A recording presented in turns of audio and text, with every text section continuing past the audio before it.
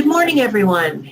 Amy Collins here from Free Advice Friday. I want to thank everyone for joining me and hanging out with me. This is going to be a terrific Friday. But Heidi is in a situation. She is looking for an agent for her book, Grieving an Addict. It's a book written in 3 parts. It's part memoir, it's part reflection, it's part help. Heidi is a journalist, and she is dealing with the aspect of from what I can tell from her, grieving an addict and dealing with the passing of an addict in one's life. And she's looking for an agent.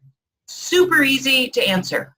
Some of the best places you can go to find an agent. Number one, agentquery.com. And for those of you who are watching live, I will type that into the chat box right now. Agentquery.com is my favorite place. Agentquery.com. It's my favorite place to find agents. Another way to find an agent or to find people whom you can present your manuscript to is go to agenttracker.com. There is a process of reaching out to agents that many people give up on after, they'll reach out to maybe a dozen agents and then they'll give up. You have to reach out to hundreds of agents, probably, most likely, before you will be given even in many cases, a response email. So keeping track of whom you've reached out to, when you reached out, what you sent, did they get back to you, what did they say? This is wonderful with Agent Tracker. So if you go to agenttracker.com, they've got a program where you can actually use their system, but they also have great advice. So Heidi, if you've got a particular niche book or a particularly problematic book in terms of its topic, something as deeply personal as mourning the passing of an addict in your life or in your family, you're going to have to probably dig a little deeper to find an agent. You may not be able to find one. I can't promise you will. But I can tell you that Agent Query and Agent Tracker are the 2 places where I would go to start. Finally, I promised you three places. Writer's Digest. Writer's Digest comes out with an annual guide. I know Writer's Digest is in some turmoil at the moment, but their databases, and you can either subscribe online. I think it's like $5 a month. It's not expensive. You subscribe online to their agent database, or you can actually buy their annual guide. Either way, you need to reach out to numerous agents, dozens and dozens and dozens, hundreds. You need to do it in the manner which has been put forth on their website. Every agent has a page that will tell you how they want to be submitted to, and if they're taking new manuscripts. Shoot for the new agents. Shoot for the ones who are just starting to get their career started. They know what they're doing, but they don't have a big full plate. So, maybe Google, new agents, April 2019. Google that stuff. See what you can do. So there is the first question that I've asked, and I have more coming, but do you guys have any questions? I don't see any questions in the Q&A box. There's a lot of you on right now, and if I can help you, just go to the Q&A box. If you hover your mouse down on the bar below here on Zoom, I love Zoom, by the way, although I'm not in any way paid or compensated to say that, I just really like them. But if you hover over the bar, you should see a Q&A box, and you can type your questions in right there. You're also allowed to, if you want, send the questions in through the chat box. For instance, I just put agentquery.com in the chat box. You should see it there. So I do see we have one phone-in call, someone who's just listening. I'm sorry, I have no way of doing it by the phone, but Patricia is asking, any suggestions for positioning a cross or non-gender novel? Absolutely. Now, Patricia, I'm going to answer this question. I've actually done this, but I'm going to answer this question with a question. By positioning, do you mean to the readers or to the marketplace? And let me explain my question. When you guys are positioning a novel, that process takes place in many facets. You could be positioning a novel while you're writing it and positioning a novel with the reader in mind. I am positioning this novel for the reader as you're writing it. But you also need to position the novel in your marketing. Marketing is how you reach out to the readers. Publicity is how you reach out to the media. Marketing is how you reach out to your customers, your readers, and sales is how you reach out to the marketplace. So where do you want to position a cross-gender or a non-gender novel? The answer is different, but I want to be very, very clear. If you are talking about positioning during the editorial process, I'm not your girl. I'm afraid I can't answer that.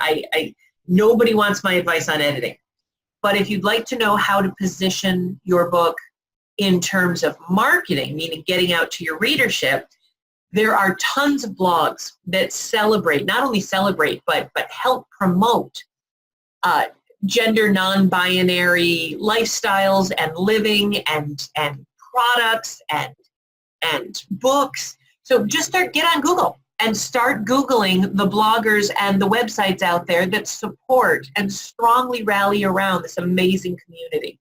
That is one of, and then reach out to them and ask them if they'd like a review copy, would they like to interview you. In terms of publicity, reaching out to the media, being a non-gender or cross-gender or transgender, an author who's writing to any of those topics, I'm not assuming that you are any of those things, but you're writing to that topic, this is a perfect golden time for you to be interviewed by the media. So reach out to the media and tell them the same thing. Reach out to your readers on social media. Reach out to your readers through organizations. There are lots of organizations out there with wonderful newsletters. Maybe you should offer them some content. Offer to do an article for other writers in the cross-trans, or binary community. I hope I'm getting all these terms right, guys.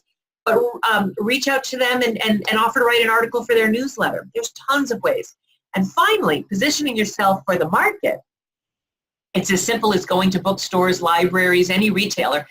Perhaps make a suggestion. Patricia, suggest that they do a display of books that celebrate that particular part of our community, and make sure your book is front and center on that display. So I hope that multi-level, I see that that's wonderful. Great, yes. Marketing, PR, but don't forget, you have to make your book available, and not just on Amazon. So reach out to local retailers, libraries, schools, and put a group of books together. It's not just your book. Put your book together with 5 other books on your topic that might be a good fit, and suggest that all of those books would make a great display. Stephen is saying that he sent a proposal to an agent but requested a market analysis. He gave a synopsis, but the agent wrote back and asked him to effectively read every book on his subject and compare his book. Yeah, that is actually what a market analysis is, I'm afraid, guys. Well, not read, but every book. But when you pitch an agent, you do need a very in-depth market analysis, and there's a lot that goes into market analysis. You guys know that I teach classes on this, right? For those of you who want to learn the depths of how to do a true market analysis, not only for agents, but for your marketing plan, I teach numerous classes on this as part of my Bestseller Builders program.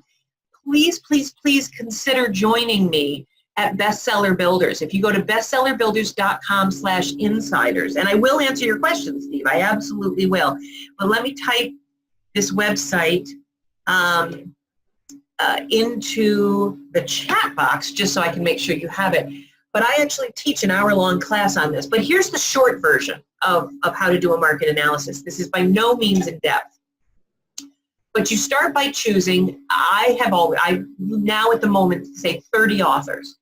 30 authors who already have the readers and the market that you want. I don't mean their books are exactly like yours, but their readers, if their readers are interested in them, they will be interested in you. So you start by finding those 30 authors. There's software that will allow you to do this.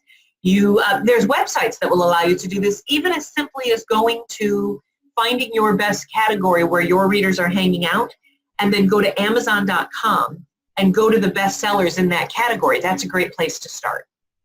Find 30 authors that are doing very, very well. It doesn't make any sense to add some authors to your marketplace that aren't extremely successful.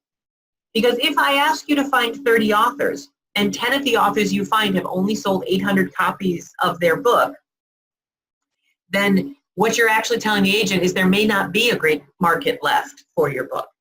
These authors have to be current. I was speaking at a conference this weekend, and there was a spiritual memoirist, and I asked her who some of the best-selling authors in her genre was, and once again I heard Eat, Pray, Love. Well, that's great, but Eat, Pray, Love is very, very old. It's 10, 15 years old now. What a market research analysis means that the authors in the books that you're discussing are selling today. I understand that books used to sell on your topic, and maybe they still do, but if you mention a 10-year-old book to me that's no longer on the bestseller list and no longer driving sales, all you're telling me is that there used to be a market on the topic. So find the authors, there's lots of software, lots of websites. Again, I teach all that in the class. I can't cover that in this short thing here, but you find 30 or more authors, and then you go follow them online. You join their communities. You do check out their books at the library. Go to a bookstore and at least flip through it. Take a real hard look. Read 10 pages. You don't have to read the whole thing. But make sure that you've got 30 authors that you know that their readers will be interested in your book, and that is a great way to show an agent that you know what's going on today in your marketplace. But that's only the first step. A market analysis and a market positioning paper on top of that, which in many cases an agent needs, it takes a lot of data. Are those books selling? Where are they selling? Are they selling online? Are they selling in bookstores? How many books and how many events are they doing outside of the retail marketplace? You can find this out by following these authors on social media, by Googling them, getting on their webpage, going to the publisher's webpage, but it does take time. It does take time. But an agent's not just going to sign you without proof that there's market. And why should the agent, the agent may know. There's a lot of times in my life where I've handed a dystopian YA novel to an agent and they flip through it and they go, I can work with this. But in most cases, the vast majority of cases, the agent says, the writing's good. Now prove to me that there's a market. And that's what your agent was asking for. So that is what they're asking for. They're asking for other authors, other books that are selling today. They're asking for where those authors are and what they're doing in a total analysis. And again, I teach a class on this if you're at all interested in that. All right, I see there's some more questions coming in, and I'm loving this, but let me get to a question that I should have answered last week when we were having technical difficulties. Lynn was asking that there's a company that will set her children's book up in Baker & Taylor for $150, and she wants to know if that sounds legit. Now, this particular company, I know, is a fulfillment company. So let's talk a little bit about what happens when you're approached by a company and they offer to set your book up into the marketplace. There's a couple of different ways that you can go about this. So number one, if somebody approaches you and says they will publish your print-on-demand book and they will get you into Barnes & Noble and get you into Books A Million and get you into Ingram, all they're saying is they're going to sign you up with their Ingram Spark or Lightning Source account. Ingram Spark and Lightning Source are the same company. Ingram Spark is a service side for small presses that runs through the larger company, Lightning Source. So if someone offers to get and publish your print-on-demand book into the marketplace, they're not doing anything for you that you can't do yourself by going through Ingram Spark or Lightning Source if you're big enough. So that's not usually my favorite choice. But in this particular case, when someone offers to get you into Baker & Taylor, that is a terrific option, especially for Lynn, who's got a children's book. Because 4-color books often do not work print on demand. You need to often print them, offset, or at least do a short digital run somewhere else to save the money. Ingram Spark children's, especially paperback, 4-color children's books, almost never can be priced competitively because the printing costs of doing 4-color print on demand are so, it's just expensive. 4-color is expensive. They haven't managed to figure out yet. We don't have the technology yet to print them in a manner that you can compete against Candlewick or Source Books or HarperCollins or some of the children's books publishers or 4-color publishers that are out printing 20,000 copies in Malaysia or Korea or China. So print on demand may be your only option, but if you can print 1,000 copies and get them into Baker and Taylor, that is a great idea. Baker and Taylor sells to libraries, they sell to schools, they're owned by Follett. It's wonderful. And so in this case, $150 is a great deal for this reason. If you were to apply to Baker and Taylor today, there's a 7-page or so document that you have to fill out. Well, you only fill out like 5 of the pages. The first few pages are instructions. And again, guys, Bestseller Builders, I hate to keep mentioning it, but we have that application and instructions on how to fill it out in the Bestseller Builders website. So if you want to join our club, feel free to do it. But you can get this application from Baker and Taylor. Fill it out. I'm using handwrite, but type it. Don't handwrite. Send it in with copies of your book and copies of your marketing plan and your market analysis. Baker and Taylor is going to want the same market analysis that Stephen's agent friend wanted. And send it to them. They may accept you as a publisher, but then they will charge you about $350 just to set you up and get you into their marketing system and get you into their database. And so if somebody's willing to do it for you for $150, that is fabulous. But what else are they asking? Are they going to want to take 20, 30%? Are they going to want to take a cut? Is this a distributor? Is it a fulfillment house? So as you're going through this, this is a company that's offering to set you up at Baker and Taylor, or are they offering to put your book into their Baker and Taylor account? Because if that's the case, then you don't have any direct relationship with Baker and Taylor. That would make me very nervous. So Lynn, that is my answer. It depends on the situation and what they're offering. If they're going to set you up for $150, do it all day long. That is so worth it. If they're going to put you into their account for $150, what else are they going to charge you? Those are my questions. All right, let's get back to the questions being asked below. How is everyone today? I hope everyone's good. Feel free, I'm looking here at the chat box. Wendy's saying that she's not seeing the questions being posted. Wendy, those questions are in the Q&A box. If you click on, not in the chat, but if you click on the Q&A, you'll see the questions. For instance, a question like Alicia, who's saying hello and good morning. She wants to do a book with lovely photos. She's taken these photos. She's got relevant scripture quotes, poems. Is this a viable idea? Yes, absolutely. Lots of people do this. But she's not sure how long it should be. Should it be a smaller size book like you find in Hallmark? Okay, so Alicia, let's walk through how to make packaging decisions for books like this. It's very, very similar to what I was telling Stephen. My question for you to start is, what other books out there right now that have scripture or poetry quotes or lovely inspirational quotes in conjunction with beautiful photos? What other books right now are selling? Are any selling? Are there any out there? I don't know. I'll be honest with you. I know how to answer Stephen's question because I know what kind of books he's doing, and I definitely know what kind of books Patricia's doing, and I know that Lynn's got a children's book. But I don't personally own or shop for photography element books that have scripture on them or inspirational poems. I don't shop for those books, so I don't know. But you probably need to know that long before you make these decisions. What books are selling? What books are and where are they selling? And what are the best-selling books in that genre? Again, start by going to Amazon.com.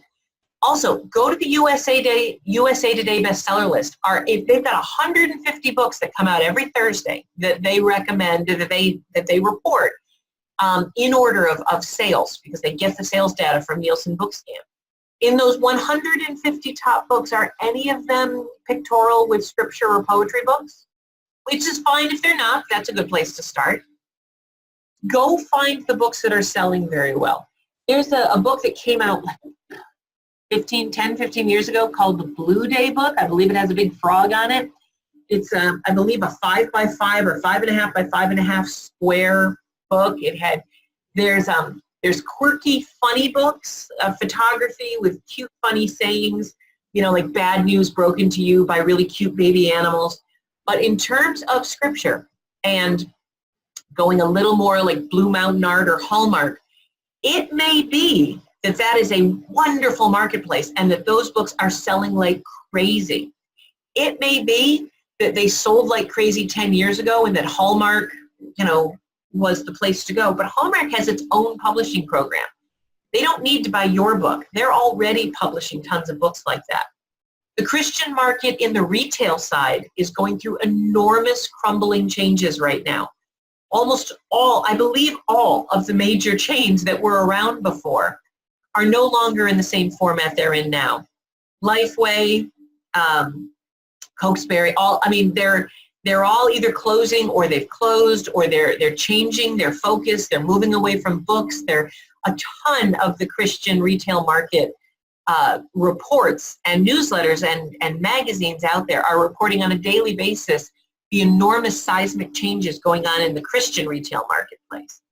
So before you spend one penny of any cent, of any dollar, packaging and creating a book, you need to find out if the marketplace wants a book like that. I hope that makes sense. Again, I can get much more in-depth with that. In terms of how long should it be? I don't know. Maybe 96 pages. Go find what the other publishers are doing. Go to Thompson. Go to Zondervan. Go to the top Christian inspirational. Go to McNeil. McNeil, MC capital N-E-I-L-L, I think. No, one L. Go to a lot of the gift book and inspirational book publishers out there. Go to their website. See what trim size and how many pages their books are.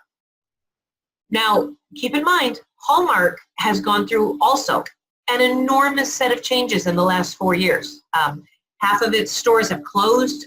Their franchises have been closing down at a dramatic rate. They're national. The half the stores that are owned by the national chain, there's been a lot of closings. So before you make any decisions, it's not what you want your book to be. It's what does the marketplace ask for right now. All right. Let's see. Wendy, I don't know how to tell you that you're not seeing the questions. I'm so sorry. I promise they're all right here, but I will read them out loud to you. All right. Let's see. What other questions do we have? We don't have any other questions at the moment. I think I'm answering them all. So guys, we've got at least another 10, 15 minutes, which I'm happy to, I'll hang up on you people if you'd like. But if you've got any questions that I can answer, I'm here. Again, one more time, I really would like to apologize for last week. It was not my intention to not show up. Sitting in the middle of Chicago, we were having a lot of technical difficulties, and I didn't know how to reach you guys. So in the future, I will be far more careful. All right, so I answered the question from Heidi. I answered Jay's questions. I answered Stephen's questions, Lynn's questions. Do we have anything else? Because I do not want to bar. Okay, Patricia's asking, in order to apply for Ingram Spark for distribution, do you need to copyright and obtain your own ISBN? Fabulous question. Thank you. Patricia, I see you every week. Do you go by Patricia? Do you go by Pat? Can I call you Honey Bunny? I'm kidding. If I'm answering your question, okay, Patricia goes by Pat. If I'm answering your questions, and some of you like Sonia, Stephen, Jay, the people who are here every week, correct me if I'm not pronouncing your name right, or we're getting to know each other, guys, so let me know. So Pat, I know who you are. Hi, Pat from Dublin. Yes. Well, enjoy this year's session. And so here we get to the question. You do not need to apply to Ingram Spark for distribution. Let me be clear. You can sign up for Ingram Spark, which is a print-on-demand company that offers digital printing, but it also offers distribution. There's no application process. You fill out, you become a customer of theirs. They want your business. So you fill out the paperwork, you give them your tax ID number, you give them your bank account so they can put money in, you give them your credit card so they can take money out if they need to print books for you. But when you go to Ingram Spark and you fill everything out, you become a customer of theirs. And you, in essence, you hire them. They're going to ask, what is the name of the imprint that you want all of your books to be distributed under? And you should have named your company something. I don't care if you name it Dublin Press or Snooty Nose Media. I don't care what you call it, but name it something. And those ISBNs should be purchased by you through an organization that's allowed to sell them. And the only organizations that are allowed to sell you an ISBN at this point in the United States. Now, Pat, if you're in Ireland, this is not going to count for you. You need to go to Ireland. But you can buy an ISBN in the United States from R.R. Bowker through a website called myidentifiers.com. Let me type that into the chat box. There's the website there, myidentifiers.com. And if you're from Canada, you get your ISBNs from the government. If you're from Ireland, I don't know. I do know that the UK gets them, but I don't know where the Irish citizenry is supposed to get their ISBNs. But just Google it. Super easy to find. I'll find out if you can't. And you buy your own ISBNs. Ingram Spark is allowed to sell you one ISBN at a time from R.R. Bowker. But that's it in the United States. And I suggest you buy at least 10 at a time. If you're listening from the US and you go to myidentifiers.com, you can buy one ISBN for $125. Or you can buy 10 for $250. You're going to need a bunch of ISBNs. You're going to need one for the paperback, one for the hardcover, another one for the ebook, another one for the Kindle. You'll need an ISBN for the audio. You're going to, and you may do another book. Hopefully you will. So you will need to get your own ISBNs. And you don't worry about copyright. Copyright law in the United States, you are covered simply by writing the book. And yes, eventually, once the book is out, you can submit it for copyright protection.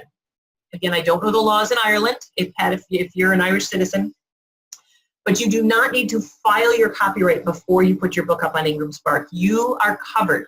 The United States, you are covered by law simply by writing your book and publishing it. By being the publisher, you are covered. Now, it is a good idea to always file eventually in case there's ever litigation, but nobody can take your copyright.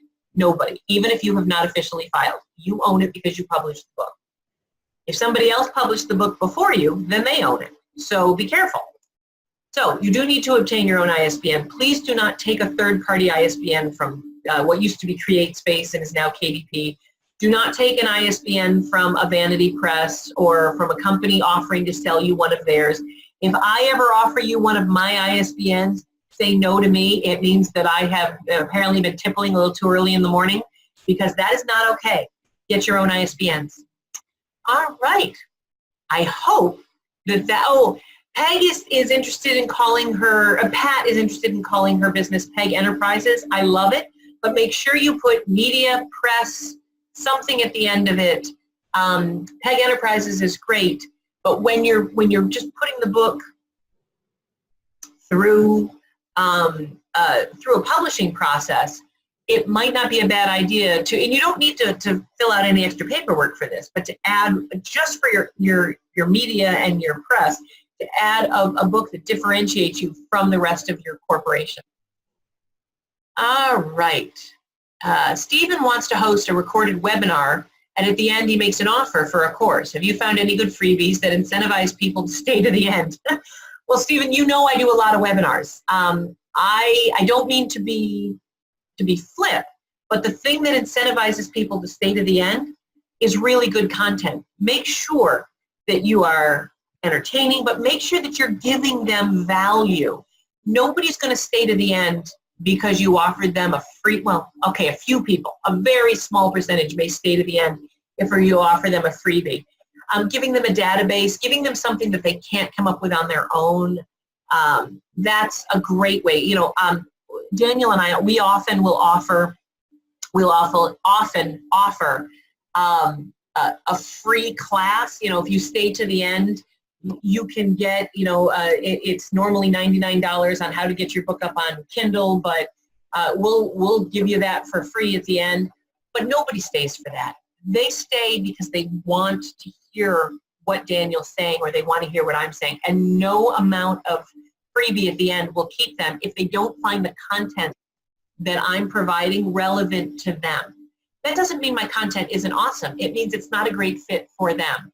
So if I'm teaching a class on how to get reviews, nobody's going to stay to the end if 20 minutes in, if all I'm doing, if I'm just going on and on and on about Amazon reviews, and they don't care about that, they want to know how to get newspaper reviews, they're not going to stay to the end. So keep your workshops, your recorded webinars tight, keep the topics very focused, do numerous ones, find your market, keep them entertaining, tell a joke. Let's see, what's a good joke? What did the snail say when he rode the turtle's back? Whee!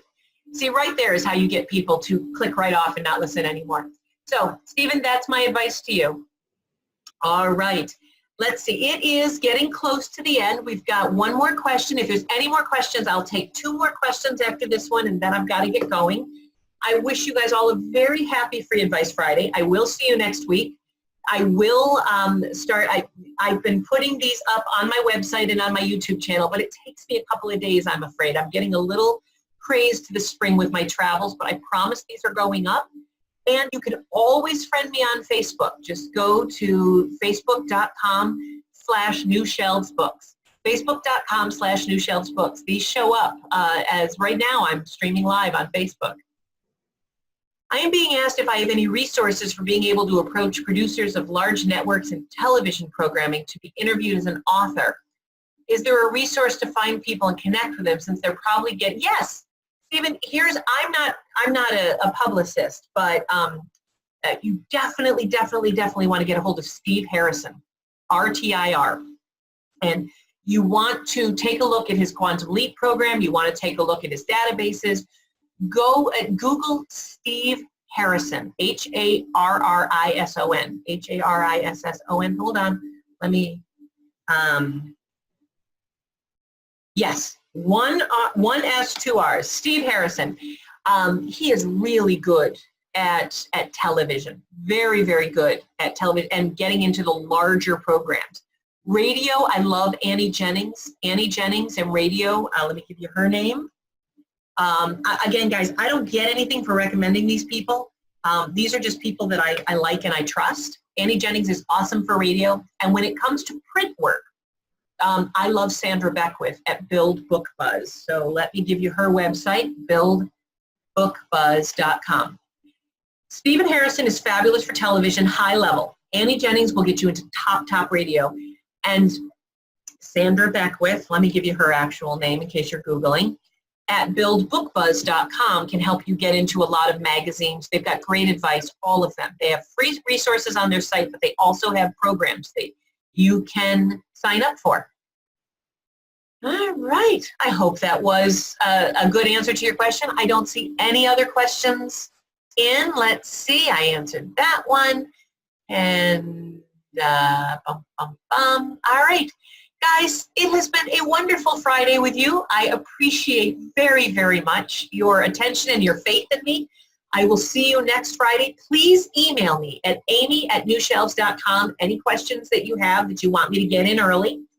And I would ask you, please go to bestsellerbuilders.com/insiders or bestsellerbuilders.com, either one, but bestsellerbuilders.com/insiders. I've got videos there that you might find helpful. My Insiders membership, it's $300 a month, but it's all these databases I'm talking about, all of these resources, and join for a month or two. Get as much as you can out of me and see how much fun we have and how much we learn together. I will see you guys next week on Free Advice Friday, and I really appreciate your constant and continuing faith in me, in Bestseller Builders, and in New Shelves Books. Thanks, guys. Bye-bye.